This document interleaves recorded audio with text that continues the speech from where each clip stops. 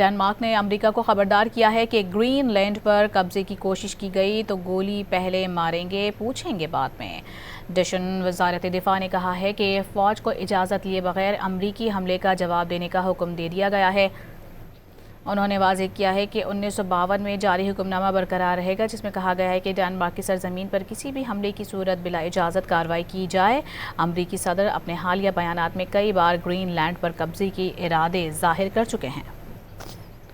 Denmark نے امریکہ کو خبردار کیا ہے کہ گرین لینڈ پر قبضے کی کوشش کی گئی تو گولی پہلے ماریں گے پوچھیں گے بعد میں۔ ڈچن وزارت دفاع نے کہا ہے کہ فوج کو اجازت لیے بغیر امریکی حملے کا جواب دینے کا حکم دے دیا گیا ہے۔ انہوں نے واضح کیا ہے کہ 1952 میں جاری حکم نامہ برقرار رہے گا جس میں کہا گیا ہے کہ ڈنمارک کی سرزمین پر کسی بھی حملے کی صورت بلا اجازت کارروائی کی جائے۔ امریکی صدر اپنے حالیہ بیانات میں کئی بار گرین لینڈ پر قبضے کے ارادے ظاہر کر چکے ہیں۔